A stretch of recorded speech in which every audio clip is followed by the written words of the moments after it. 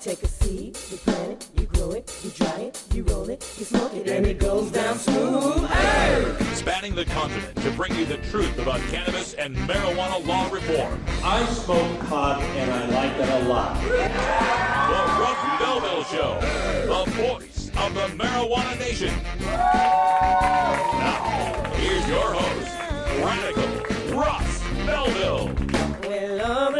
Good day, tokers and tokettes and non-toking lovers of liberty. It is Tuesday, January 6, 2015, and it's got to be 420 somewhere in the world. It's also got to be my medium brother Matt's birthday. Happy 44th birthday to my brother out there, still kicking it in Meridian, Idaho, of all places. We got a great show for you today. Lots of information and subjects to cover on today's show. Oh my God. At the end of the show today, we're going to take a time in the Radical Rant to talk about what do we do now that we've gotten legalization. You know, I worked for NORML for 4 years, and one thing that people used to always ask is, well, after you get it legalized, then what are you going to do? You're going to put yourself out of a job. No, folks, I think this is where the work begins when it comes to marijuana reform activism. It's not good enough to be legal. We got to fight for equalization. We're going to talk about that at the end of the show. Also on the show today at 12:30, we're going to have a cannabis community chat and take a look at the events around Ferguson, Eric Garner, the NYPD, all of that's been blown up across this country. And I'm going to posit the notion that you cannot even begin to address the problems of racism and over-policing in this country until you legalize drugs. We'll talk about that at 12:30. Also on the show today, we have got a report from our correspondent, Freddie Farrock, a stupid prohibition story coming to you from where else? Florida. What did you expect? That's coming up on the show today. Also, we're going to go behind the headlines and take a look at the state of Ohio, where they're looking to possibly enshrine a marijuana cartel monopoly as the form of legalization there in America's 7th largest state by population. We'll tell you the whys and wherefores of that when we get to behind the headlines, which comes right after the 420 radio news, which is right after this first break. And in the headlines today, we're going to take a look at legalization in the state of Arizona, possibly through its legislature rather than an initiative. We've also got an initiative being put forth in Mississippi, of all places, to legalize marijuana. Got some news on that for you. In Colorado, they've begun an advertising campaign to help raise awareness of the laws around legal marijuana in the Centennial State. In Seattle, the other of the 2012 states to legalize, Seattle's city attorney, Pete Holmes, has come out with a new memo on moving marijuana policy forward. We'll give you the details on that.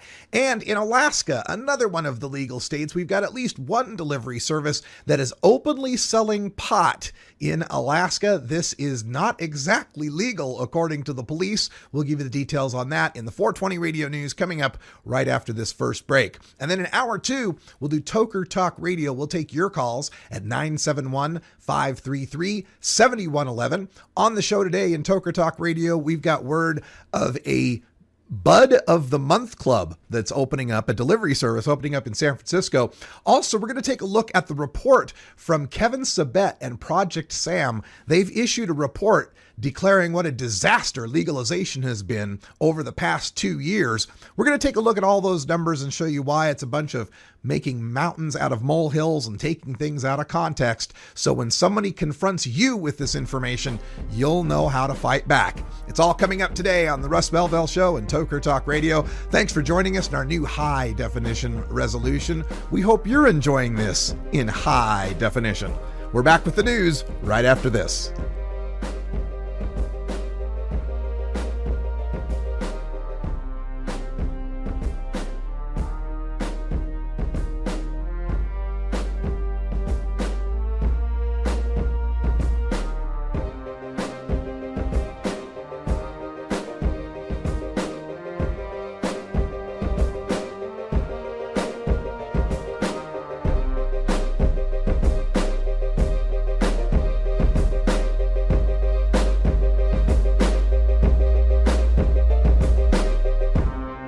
You're tuned into the Russ Belville Show, the voice of the marijuana nation.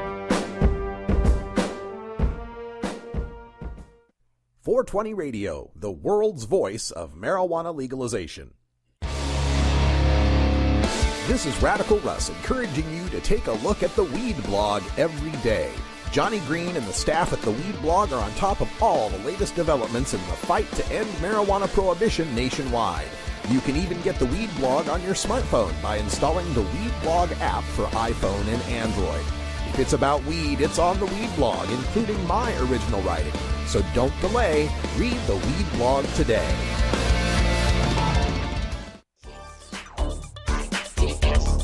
Big Daddy thinks. Funky roller ring. Oh yeah, this is Big Daddy, and I'll be your freakazoid every Thursday night, right here at the Funky Roller Ring.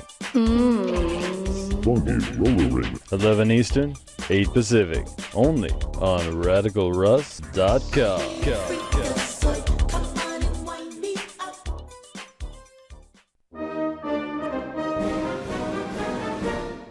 Sir, do you think there will or should come a time for us to discuss the possibility of legalization, regulation, and control of all drugs, thereby doing away with the violent criminal market as well as a major source of funding for international terrorism? Thank you so much for your time, Mr. President. Well, I think this is an entirely legitimate topic for debate. Name the time and place, Mr. President. Radical Russ has been prepping for this debate full-time since 2005. The Russ Belville Show.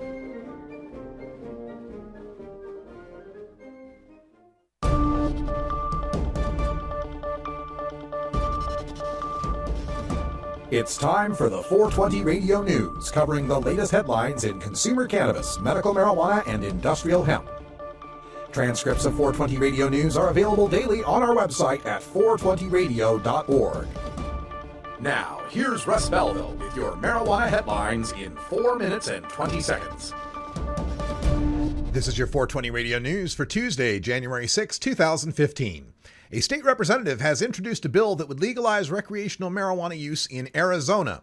The bill, House Bill 2007, would allow anyone 21 or older to legally possess up to an ounce of marijuana. Someone 21 or over could legally grow 5 marijuana plants, and up to an ounce of marijuana could be exchanged between of-age consumers, but could not be sold.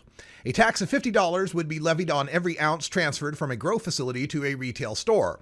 50% of the tax would go into Arizona's general fund, 30% would go toward education, the remainder would go to public health and educational programs.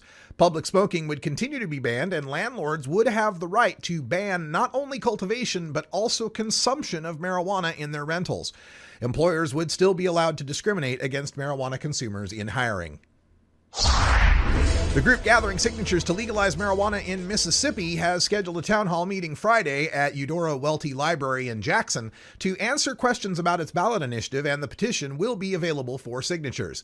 The ballot initiative, if approved, would allow the use, cultivation, and sale of cannabis and industrial hemp for persons 21 years or older. Mississippi for Cannabis will try to collect more than 107,000 signatures of registered voters to get the ballot initiative measure on the November 2016 ballot. The group's town hall meeting is scheduled from 2 to 3 p.m. on Friday at the downtown library. Kelly Jacobs, sponsor of the initiative ballot effort, said the group has until October 2nd, 2015 to collect the needed signatures to get the measure on the November 2016 ballot. If not, they have until December 29th to gather sufficient signatures of registered voters to get the measure on the November 2017 ballot. Colorado yesterday began a $5.7 million advertising campaign for marijuana awareness. The campaign, entitled Good to Know, is aimed at educating the state's citizens without alienating them. The state of Colorado is spending $5.7 million to educate citizens about the responsible use of marijuana in a major public campaign beginning this month. The Good to Know initiative will utilize radio broadcasts, newspapers, and the internet, USA Today reports. The campaign apparently has a folksy and relatable tone to it, with one of the radio spots featuring a rhyming cowboy and banjo music. Colorado's Chief Medical Officer Dr. Larry Wolk says its goal is to educate without alienating.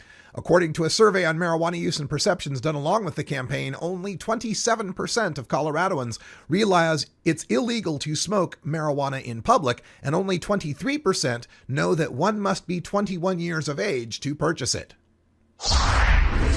Seattle City Attorney Pete Holmes backs home grows, marijuana lounges, and a clampdown on medical marijuana. In his memo entitled Moving Marijuana Policy Forward, Holmes writes that, quote, all adults age 21 or older should be allowed to grow a small number, up to 6 marijuana plants for personal use, and to gift for no remuneration a small amount of personally harvested marijuana to another adult age 21 or older. This would A, further reduce the need for valid documentation that fosters medical marijuana authorization mills, B, bring Washington's marijuana law into line with the other 3 states to legalize marijuana for adult use, and C, establish more equity between marijuana and home beer brewing and winemaking, end quote.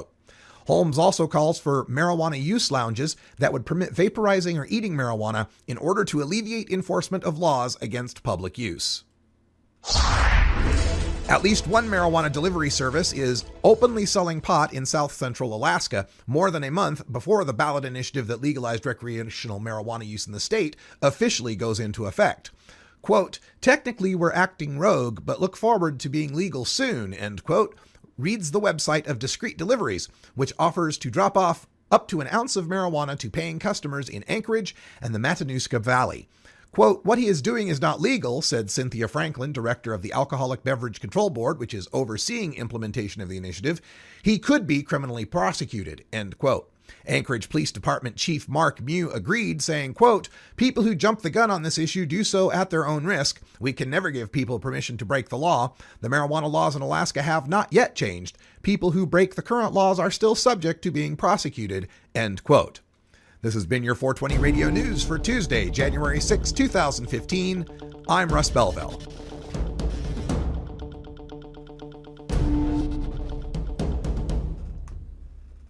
You can get 420 Radio on the go with our Shoutcast stream for all internet-enabled media players. Go to rad-r.us/420shout or just click the Shoutcast icon below the live radio feed at 420radio.org.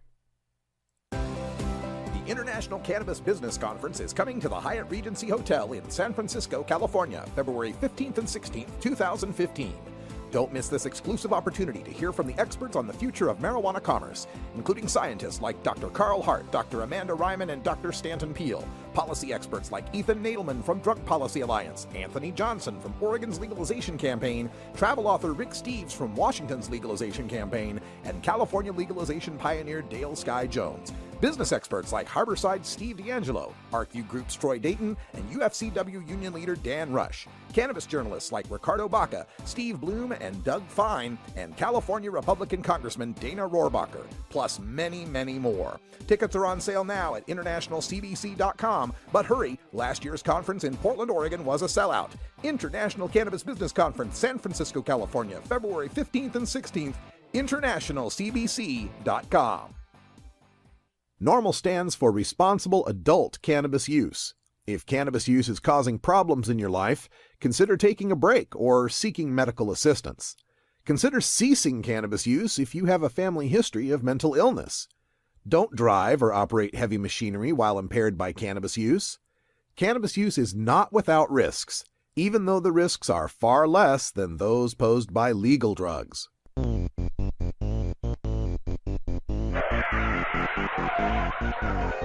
What's to keep somebody from getting all potted up on weed and then getting behind the wheel?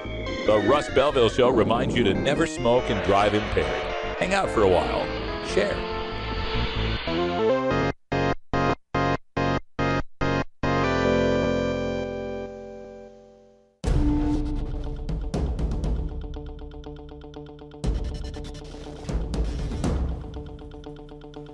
Welcome back, everyone. 14 after the hour. And today, as we go behind the headlines, we take a look at the state of Ohio, where there's an opportunity here to legalize marijuana, but one that must give us all pause because it might just legalize a marijuana monopoly.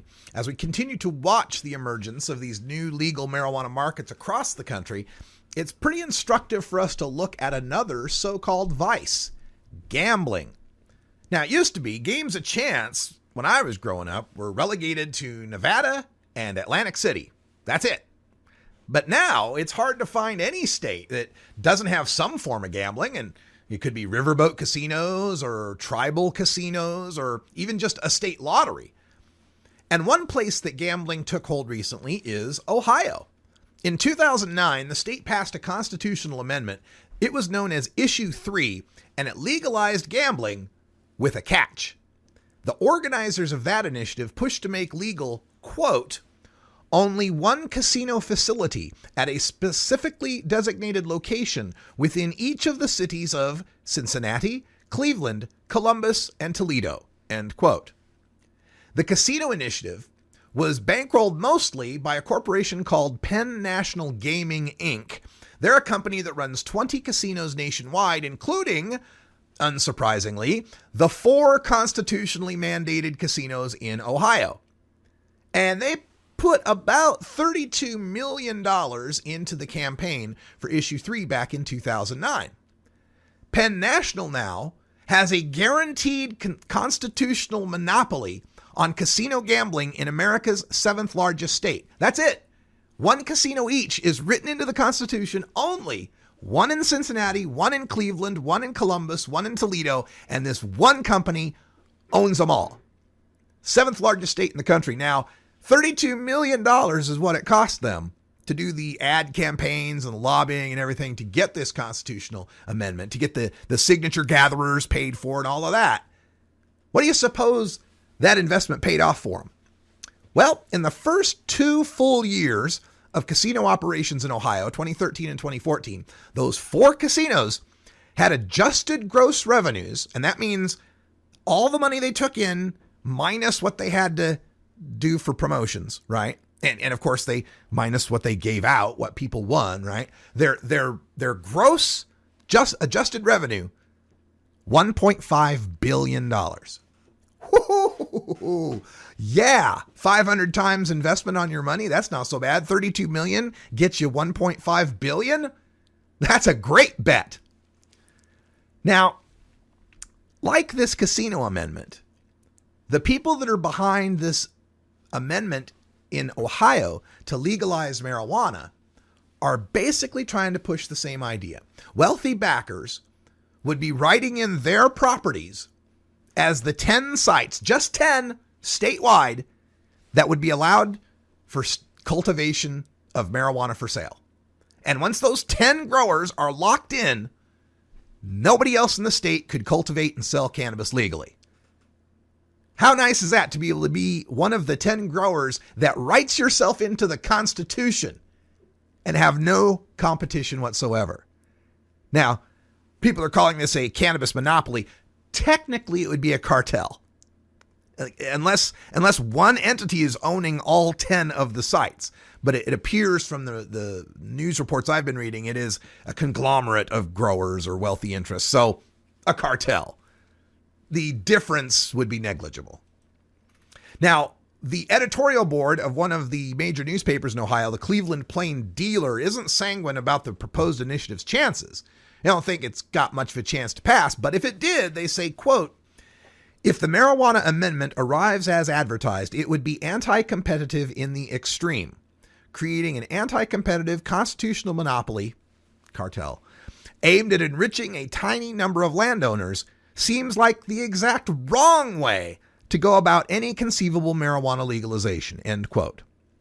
Now, I have to also make a mention that I wrote this up for High Times Magazine, and in my write-up, I misidentified the group that's behind this. And apparently this group that's behind this is purposefully being shifty about its name and who they are to try to generate some confusion and kind of cloud over what they're doing. Apparently there's 3 groups trying to change laws in Ohio. One is the Ohio Rights Group. That's John Pardee's group trying to bring medical marijuana. They failed to get enough signatures in the last go around. They're still trying again. There's another group that I think the people behind that are Don McAdams and my friend Tanya Davis from Ohio. They're trying to do a regular old legalization like what you'd see in Colorado or Oregon or Washington. And it's this third group. Now, the second group's called Responsible Ohioans for Cannabis. And I think you can look at them at responsibleohioans.org, I think. It's this third group, these cartel monopolists, whatever you want to call them, that have named themselves Ohio Responsible something and kind of made a confusing name. So I want to apologize to Responsible Ohioans for misidentifying them. It's been corrected up on High Times, and the proper link to Responsible Ohioans is now up there on High Times Magazine. I regret the error. I misread, and it was kind of unclear in a couple of the stories that I was reading, but I hope we got that all cleared up, and vote no on constitutional monopolies. Unbelievable. I completely agree, Mr. Cowell. It's unbelievable that someone would try to write their own marijuana monopoly into a state constitution. You know, I often wonder what would be a deal breaker for legalization for me. Would there be a legalization I'd vote against? This one might be it. Hey, we're going to take a break. When we come back, we've got a report from Freddie Farrock. Stay tuned.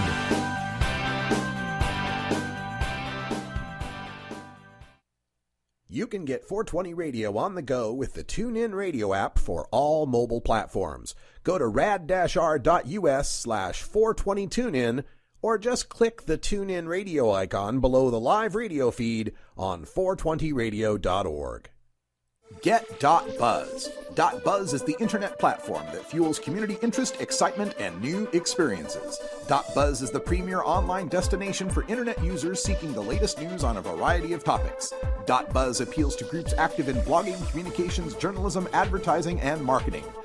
.Buzz offers registrants a stronger alternative to the shrinking namespace of existing top-level domain names, such as .com, .net, and .org. Get your name now at get.buzz. Connect with 420radio.org through social media, on Twitter at 420radio.org, and our Facebook page at 420radio.org. Follow us and like us today. You'll be glad you did. Hey tokers and tokettes, Radical Russ here for the Canador, a practical solution to keep herbs from drying. The Canador is the perfect airtight storage system for your fine herbs, from the half-inch thick walnut and cherry wood construction, clear-top perforated jars for storage, and the humidity bead system that keeps your herbs at a perfect 65% relative humidity. I keep all my herbs in the Canador, and you should too. Check out Canador.com for more information.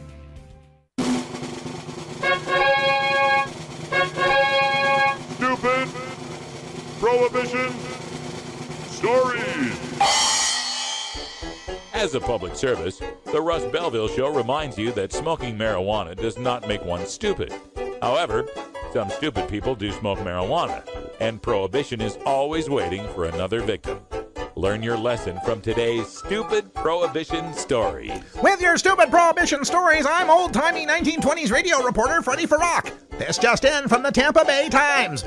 John Balmer is accused of possessing drugs, but you can't call him a liar. When he was arrested at a Kmart in Hudson on Monday, the Pasco County Sheriff's Office in Florida said Balmer, age 50, had a black shirt on. Across the chest it said, "Who needs drugs?" Below that it said, "No, seriously, I have drugs." And the sheriff said he had drugs. In a photo taken at the time of his arrest, Balmer of Spring Hill is seen scowling in front of a stuffed animal claw game outside the store. According to an arrest report, he was in line at Kmart when a deputy walked in. Balmer saw the deputy and tried to hand a, quote, bag of green leafy substance, end quote, to the person behind him, according to officers. That person declined to take the bag. Balmer then allegedly walked to the cash register, put the baggie on the ground, and paid for his items. Another deputy approached. Store workers told him about the baggie. Deputies discovered it held marijuana and methamphetamine. Balmer declined to speak after his arrest, but perhaps a t-shirt is worth 1,000 words. No further information was immediately available. I'm Freddie Farrock with your stupid Prohibition Stories.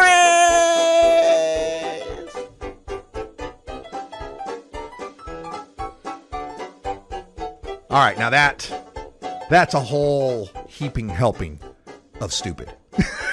Oh my goodness. So you got to see the link here. I'll post this in the chat room. It's on tampabay.com. And if you're in the chat room, go check it out, because the picture of the guy is really worth 1,000 words. It's, who needs drugs? No, seriously, I have drugs. You know, I was also perusing the internet the other day, and I found one of those BuzzFeed lists or Laugh Feed or whatever the hell it's called. And it was the ironic mugshot list, and it's like the guy who's drunk as shit, arrested for a DUI, has a t-shirt that says drunk as shit. You've seen these, haven't you? Right? So, oh my goodness, people. Quit making it so easy. Thank you, Freddie Farrock, for all of the information on that story. All right. Also want to remind folks that our interview with Harry Smith from CNBC yesterday, Marijuana Country, the new documentary, it debuted last night, and I hope you got a chance to see it. I think it was pretty good. It just seems there's so many of these shows anymore, and I begin to wonder, how much oversaturation there might be in some of this. Have people had enough of these? How many of these shows can there be? That's the question, we're going to see. But here's a look at the show from last night. We've got some of the clips for you. As soon as I can pull these up, having a little problem with the computer here. But here's a clip from last night's Marijuana Country, the cannabis boom on CNBC. The truly large black market is the extent to which we're becoming the supplier of marijuana in states where it's illegal. So we are the black market for Nebraska, Wyoming, Utah, and apparently up to 40 other states in the United States that have indicated to us we've seized Colorado packaged marijuana. You're the new Mexico. We are. At least with marijuana, we're competing with Mexico. Colorado, where the grass is greener, the candy's sweeter, and the money's a whole lot richer. We did about $4.5 million last year. What do you think you're going to do this year? A little over $9 million. CNBC cuts through the smoke surrounding the legal pot scene. People are getting to be connoisseurs. It's like wine. And the thriving black market. You're the new Mexico. We are. CNBC returns to Marijuana Country, the cannabis boom. Premieres Monday, January 5th at 9 on the fastest growing cable network in primetime, CNBC. Jackson is already getting Charlotte's Web. So that's how he takes cannabis. You know this is making a difference. I've seen it work. My son would probably be dead today if it wasn't for cannabis. This isn't about getting high. This isn't about using marijuana. This is about giving a child and anybody with an illness or disorder the opportunity to have compassion, to have relief, to not feel pain. Colorado, where the grass is greener, the candy's sweeter, and the money's a whole lot richer. We did about $4.5 million last year. What do you think you're going to do this year? A little over $9 million. CNBC cuts through the smoke surrounding the legal pot scene. People are getting to be connoisseurs. It's like wine. And the thriving black market. You're the new Mexico. We are. CNBC returns to Marijuana Country, the cannabis boom. Premieres Monday, January 5th at 9 on the fastest growing cable network in primetime, CNBC. But perhaps the most popular alternative to smoking pot is eating it. Tastes like candy, just like a pixie stick. Not for children, no. And the array of choices is staggering. Chocolate, candy, drinks. We have these incredible bars, which are ranging from 25 to 100 milligrams. What are these things that are right here? These are our Dixie rolls. Yeah. These are our chocolate products. Right. We also make a very high quality truffle. We make what's called a Colorado bar. Chuck Smith is a co-founder of Dixie Brands. Dixie wants to be the General Mills of edible marijuana. I still want to reinforce that Dixie is the iconic brand. We are the largest what are called infused products manufacturer in the state of Colorado. We make all types of consumable products, food products. They may be sodas, tinctures, mints. We also do topicals, lotions, and salves and balms, all infused with cannabis. Dixie has been supplying the medical market since 2009. But in the first 2 months of 2014, Smith says Dixie's revenues jumped 500%. Colorado, where the grass is greener, the candy's sweeter, and the money's a whole lot richer. We did about $4.5 million last year. What do you think you're going to do this year? A little over $9 million. CNBC cuts through the smoke surrounding the legal pot scene. People are getting to be connoisseurs. It's like wine. And the thriving black market. You're the new Mexico. We are. CNBC returns to marijuana country, the cannabis boom. Premieres Monday, January 5th at 9 on the fastest growing cable network in primetime, CNBC. You can get 420 Radio on the go with the Ustream video app for Android and iPhone. Go to rad-r.us/420Ustream or just click the Ustream app icon for Android or iPhone below the live radio feed at 420radio.org. Are you a hypocrite? If you live a closeted cannabis lifestyle, you are. Read about 7 people living a closeted cannabis lifestyle who are on the verge of coming out in The Hypocrites by Mara K. Eaton. Available at areyouahypocrite.net. You can purchase the book on Amazon and Barnes & Noble, also available on iTunes. Check out Mara K. Eaton on Facebook as well. Learn more at areyouahypocrite.net. NORMAL stands for Responsible Adult Cannabis Use. If cannabis use is causing problems in your life, consider taking a break or seeking medical assistance. Consider ceasing cannabis use if you have a family history of mental illness. Don't drive or operate heavy machinery while impaired by cannabis use. Cannabis use is not without risks, even though the risks may be far less than those posed by legal drugs. Growing plants indoors can be a rewarding hobby, but electricity bills can go through the roof. Then you have to cool down all those big hot lights. It can drive a grower insane. With Lush LED lighting, you can solve many of these issues and double your rewards. Matt and his scientists have developed the perfect light for flowering plants with far less cost and heat. And the results? Very effective. Check out LushLEDlighting.com right now and tell them Radical Russ sent you.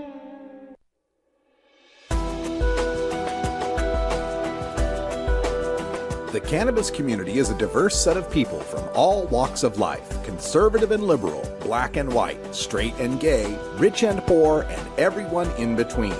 Learn more about the people we are freeing from adult marijuana prohibition in our Cannabis Community Chat. One day, an unarmed African-American man is minding his own business. The Metropolitan Police are convinced he's up to no good, and they rush him. He tries eluding them, but he's outnumbered, and they pin him to the ground. Despite his protests of innocence, the police cuff him. They witness the prone black man exhale his last breath of air.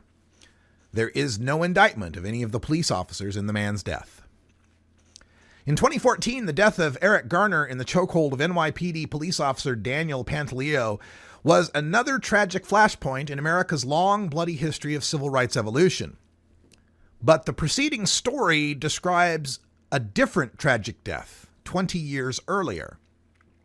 On March 25, 1994, the Boston Drug Control Unit raided the apartment of 75-year-old Methodist minister Asseline Williams.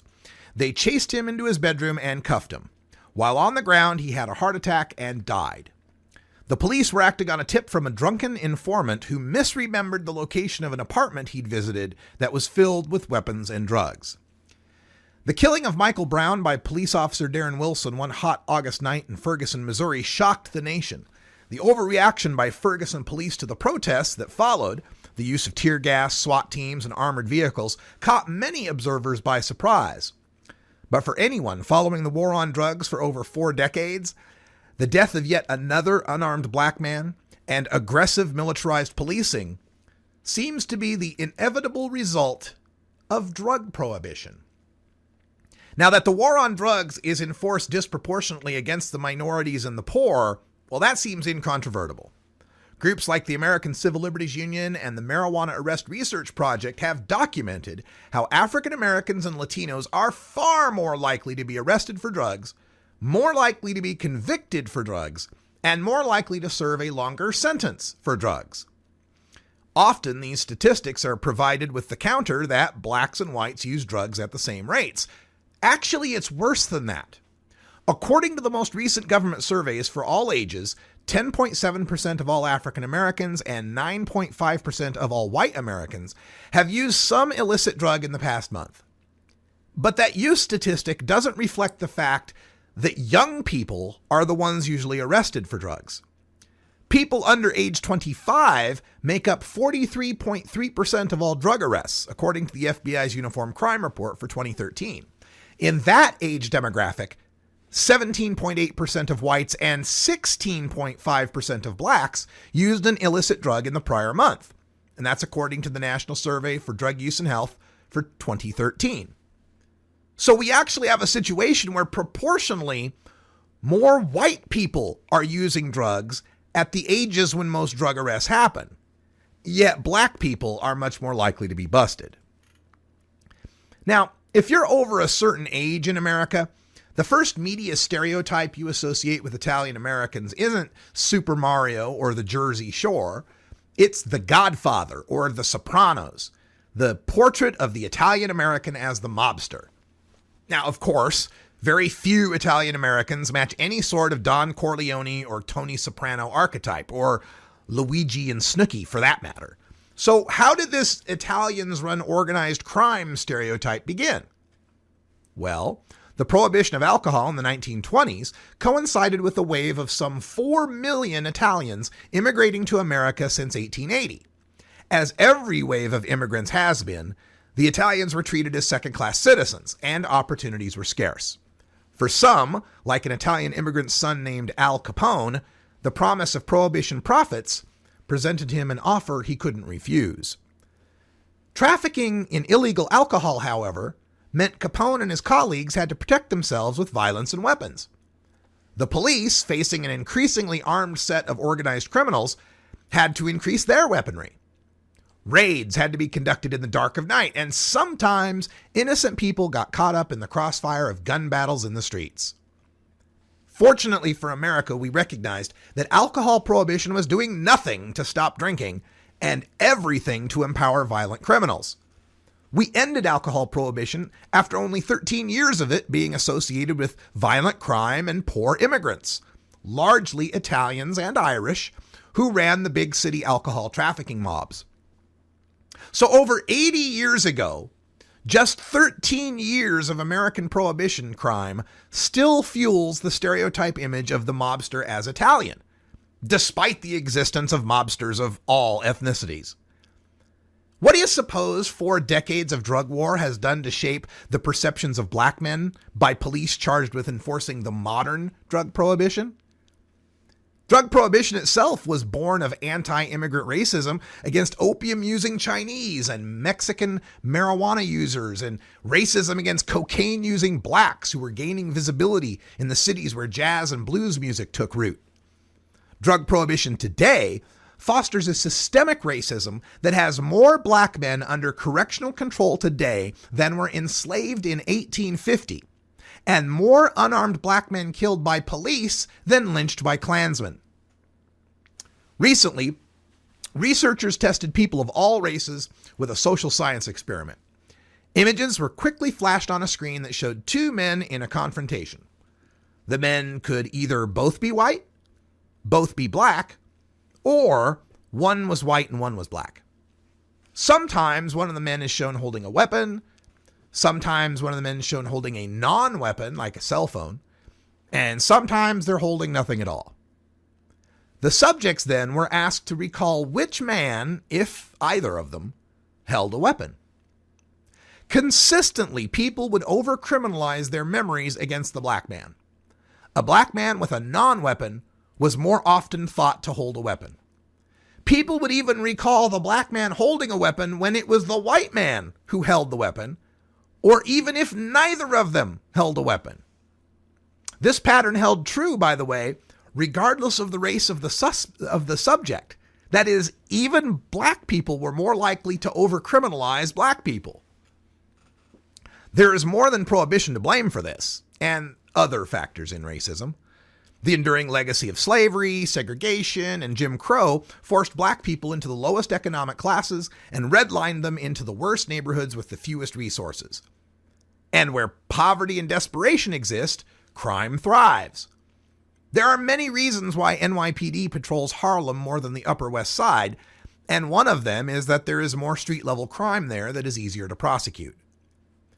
So today, after 40 years of police making millions of low-level drug arrests, And young black and Latino men fighting against the violent battles between increasingly armed black and Latino gangs to control the street trade, and watching television saturated with criminal black men on the news and cop dramas, is it any surprise Americans associate violent criminality with dark skin? Now, that's a prejudice that existed before the war on drugs, to be sure, but the prohibition amped up the scare of the violent black criminals because of the actual violence born of a criminal business, and that kind of violence is what makes the evening news. In 2010, the Village Voice, newspaper in New York, reported on a former NYPD cop who had secretly taped other officers and superiors at work. What emerged were a series of embarrassing reports highlighting the pressure on officers to meet quotas for arrests and shakedowns.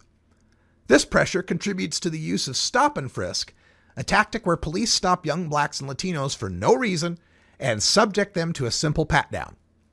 When the encounter suggests the subject may be carrying drugs, like the officer smelling weed or feeling a pipe or a baggie in a pocket, the subject is then told to take the items out of their pockets or bags, and once the drugs are in plain view, that's an offense calling for an immediate arrest. As noted, more young white people are using drugs than young black people. But how and where they use drugs makes all the difference. Young white people are smoking pot in mom and dad's suburban basement like the teenagers in television's That 70s Show. Young black people are hanging out on the city streets and the parks where they're easier targets for police. And in addition to making quotas, the war on drugs is also profitable for police departments through the Kafkaesque menace of asset forfeiture. When a person is investigated by police for possession of drugs, that person's cash and property may be seized by police if they believe it was the ill-gotten proceeds of the drug trade. That person doesn't even need to be charged with a crime for their property be seized. And that property is guilty until the owner can prove it was innocent of being ill-gotten gains. As if free stuff from shaking down real and imagined drug users in minority neighborhoods wasn't enough, there's also the existence of a federal program called the Byrne Memorial Justice Assistance Grants. These so-called Byrne grants go to police agencies based on their success in combating crime. Since violent crime and property crime have been decreasing, police have turned to drug arrests to pump up their crime-fighting statistics. Along with the grants, post-9/11 federal programs have been outfitting our local police departments with the armor and weapons of war, supposedly for battling terrorism. That military hardware has been used for years in the service of search warrants for drugs. And then there are the opportunities that drug prohibition creates for police and prosecutors with a malevolent agenda. A cop or a canine claiming they detect marijuana smell is enough to bypass any Fourth Amendment protests against illegal searches. Anonymous tips about drug activity are all it takes for most judges to sign off on no-knock search warrants. And on the occasion one of those raids targets the wrong address and police are forced to shoot and kill an innocent citizen in self-defense, a rotten cop can plant drugs at the scene to justify their actions, as was the case with Katherine Johnston, a 92-year-old black woman gunned down in her Atlanta home in 2006. America's problems with race were planted in this land 400 years ago when the first Africans were brought over as slaves. Our founding fathers simultaneously declared that all men are created equal and that an enslaved African was only 3/5 of a man. Half of this country fought to secede from this nation to maintain systemic white superiority, a condition that persists, though weakened, to this very day. Ending drug prohibition alone is not going to magically undo 4 centuries of ingrained anti-black prejudice, but we cannot pretend to begin recovering from America's original sin so long as the drug war system remains in place. Over-policing of black neighborhoods can't begin to be addressed until black neighborhoods are no longer fertile ground for statistics padding, low-level drug arrests. Cops and the occasional armed neighborhood watchman treating every young black man in a hoodie as a dangerous criminal won't end until violent gangs can no longer subsist on drug trafficking profits. Simply put, drug prohibition creates crime and violence where otherwise little would exist. Economics dictates that the risks of crime and violence will be borne most by the underprivileged. That combination means that whether it is alcohol and Italian mobs or drugs and black gangs, the results of prohibition are always the same. We have a long way to reach forward toward our more perfect union with liberty and justice for all, and we'll never get there as long as prohibition moves us backwards.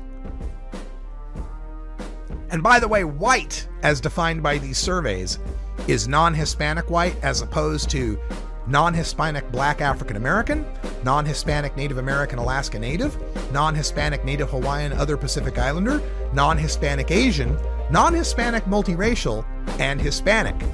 Interestingly, when Al Capone's parents immigrated to America, Italians and other Southern Europeans weren't considered white. We'll be back with the Radical Rant right after our drug war public service announcement of the day.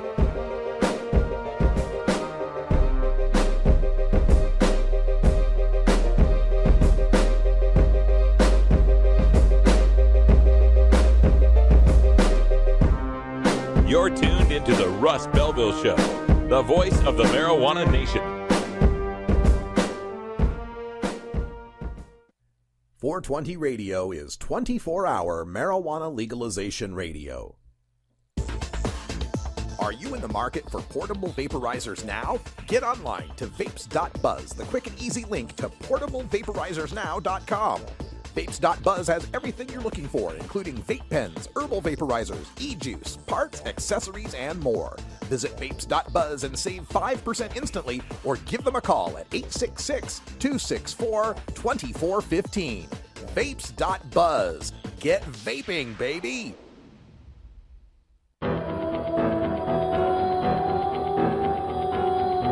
In the interest of fair and balanced journalism, the Russ Belville Show presents the anti-drug public service announcement of the day. Kid, I really want to let kids know that illegal drugs are bad news. Yes, David, it's true. Over 100,000 teenagers were admitted into hospitals last year because of drugs. Yeah, but I'm talking about kids' futures. Did you know that marijuana can affect a person's physical and sexual growth? Yes, that's quite accurate. In a laboratory test, female animals treated with the active component in marijuana experienced a 44% death rate among their offspring. This is much more important than facts and figures. What kids should know is that marijuana has got more cancer-causing agents than tobacco, and a lot of young kids use drugs on a daily basis. Actually, Michael, the fact is that 1 in 18 high school seniors smokes marijuana daily, and then there are the occasional users which account Get for... this through your CPU. They don't care about statistics. You know, you're right. I've got it. Just tell them illegal drugs are bad, so don't mess with them. Illegal drugs are bad news. This has been the anti-drug public service announcement of the day. To cure this sort of reefer madness, listen to the Russ Belville Show every weekday on 420radio.org. When you are starting up a medical cannabis business, you want a fired-up lawyer who understands the needs of cannabis consumers. The law office of Lauren Vasquez is your fired-up lawyer for the cannabis industry. Visit her website, fireduplawyer.com, or call 1-855-MMJ-LAWS for more information. That's 855-665-5297 for Lauren Vasquez, your fired-up lawyer, or email fireduplawyer@gmail.com. We must wage what I have called total war against public enemy number one. I support a change in law to end federal criminal penalties for possession of up to 1 ounce of marijuana. That marijuana, pot, grass, whatever you want to call it, is probably the most dangerous drug. Some think there won't be room for them in jail. We'll make room. I experimented with marijuana a time or two, and I didn't like it and didn't inhale. One major responsibility is to encourage people to use less drugs. Entirely legitimate topic for debate. Radical Rant. Welcome back, everyone. 49 after the hour, and in the rant today, marijuana's legal. What now? I know for some of you listening in the red states and around the world, marijuana legalization is a long way off, but permit me to wax philosophical a bit on the first world problems that we got here in Oregon. We just got marijuana legalization passed with Measure 91, 56% statewide, and over 70% right here in Portland, Oregon. So the question now is, how should marijuana be legalized? Just today, the Oregon Liquor Control Commission, which is statutorily empowered to regulate marijuana. I know the Liquor Control Commission is going to regulate marijuana, but all right, we'll accept that for now. They sent out a SurveyMonkey questionnaire today. You can find it online at marijuana.oregon.gov. And it does my heart good to see a URL with a .gov and a marijuana in it. I love that. Marijuana.oregon.gov. You can take the survey, and you don't have to be from Oregon. I imagine they will probably weight Oregonians' responses higher. And it was kind of interesting to me because it offered these 5 policy areas that they wanted to know in what order I found these to be a priority and or not a priority at all. 4 out of 5 of them were things that I have a problem with. They were things like, keeping marijuana outlets far away from schools and coming up with some sort of DUI limit. And so this was kind of scary to me that these were the first 5 things that the OLCC thought of, and 4 of them were anti-consumer. So I believe it's time for us as consumers to start making known what we want in marijuana legalization. So I encourage everyone to visit marijuana.oregon.gov. I sent it out through my Twitter and Facebook and all of those links, but I'll tell you a little bit about what I want to see. First of all, in Oregon, in our Measure 91, we specifically made the state the sole taxation authority over marijuana. And that taxation would be $35 an ounce at the grow. So whoever picks up the weed from the grow, there's a $35 an ounce tax paid at that point and only that point. And we learned this lesson by looking at the, effective 27 or 8% tax rate in Colorado and the effective 45 or 46% rate in Washington state, and how that has overpriced marijuana to the point where marijuana dealers hang out in the pot shop parking lots to undercut the tax. That is exactly what we don't want to have happen here in Oregon. So I think it is incumbent on the Oregon Liquor Control Commission and the legislature to ensure that what the people voted for, the state as sole taxation authority at a low $35 an ounce tax, that needs to stay just as it is. Now, there's a lot of cities putting a lot of political pressure on the legislature saying they want their own local pot tax to deal with the costs of regulation and implementation in their city. And I call shenanigans on that because there ain't no local alcohol tax. The legislature needs to, in any of these policy discussions, they need to be asking, what if this were wine? Would this be fair if this were wine? And so trying to say there's going to be a local pot tax because you have all these social costs to have to deal with. You can't tell me that while you're shutting down 6 or 7 square city blocks in Old Town Portland every Friday and Saturday night for the drunks. You can't tell me there isn't an enforcement cost there, and yet there's no local Portland alcohol tax. And of course, anyone who'd suggest such a thing would have their head chopped off by the craft beer and wine industry political interests in this state. Another thing that we have learned from the other states, especially Washington state, we have got to have a coffee shop situation. We have got to have some place and some allowance for public use of marijuana. Now, I understand them not wanting to have it on the street corners and all over the place in the parks and such, and I'm even fine with that. But we deserve to have public locations we can go to, cannabis cafes, coffee shops, whatever you want to call them, where we can congregate and use marijuana, especially if we're going to retain the right of landlords to ban cultivation and use in their own facilities. Adults need a place to be able to smoke, and if you don't want them smoking up in your rental apartment, they should have a pot coffee shop they can go if they want to relax and smoke. So we're going to fight for that as well. We also need affirmation of the Second Amendment rights of cannabis consumers.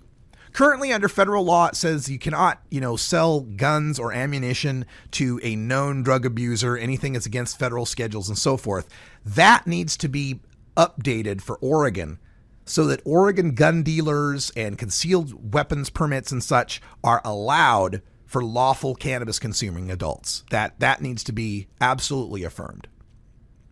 Another concern, the cities would really like the power to be able to ban marijuana shops and marijuana grows.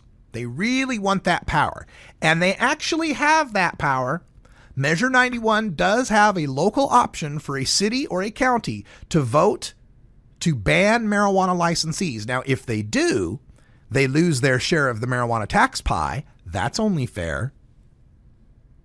But that power of local option bans has to be determined by a vote of the people through the initiative process.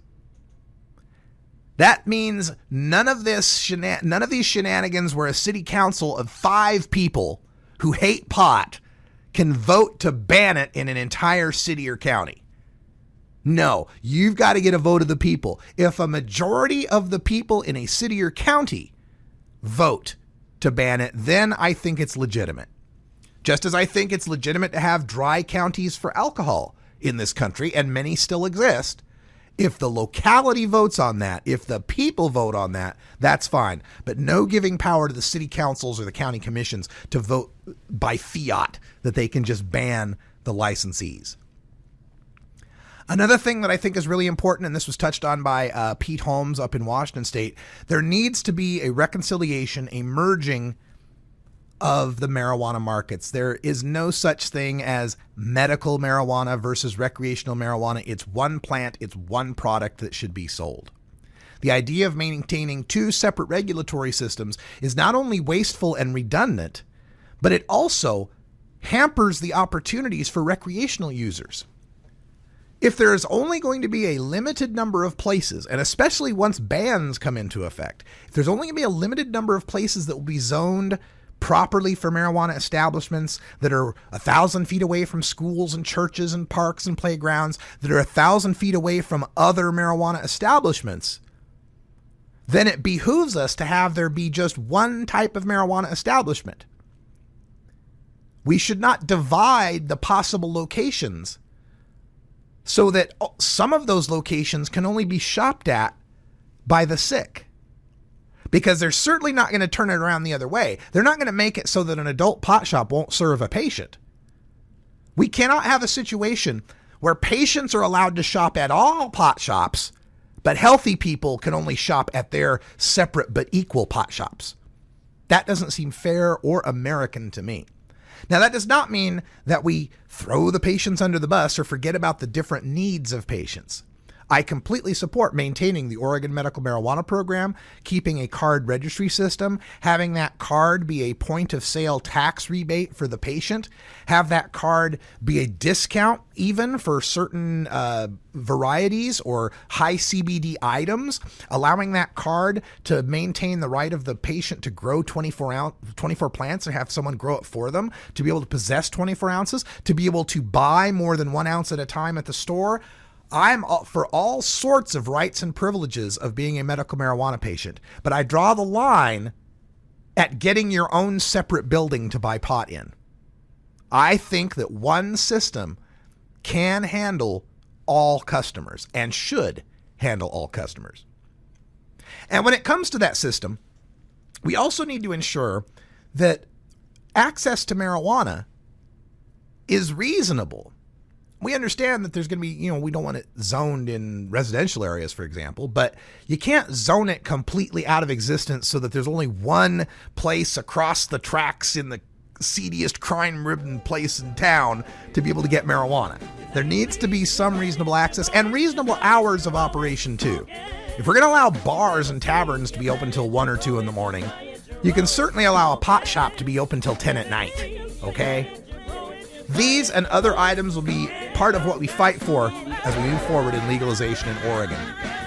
Hey folks, that's all the time we got for today. Make sure you join us tomorrow. Doug Fine joins us on our Hemp Day Hump Day, the first one of 2015. He has been testifying on industrial hemp at the Oregon legislature. We'll get an update from him on how that went and more. Stay tuned for Hour 2. Toker Talk Radio's next. We'll take your calls at 971-533-7111. For everyone here at 420radio.org, I'm Radical Russ. Until next time, take care of each other, Tokers.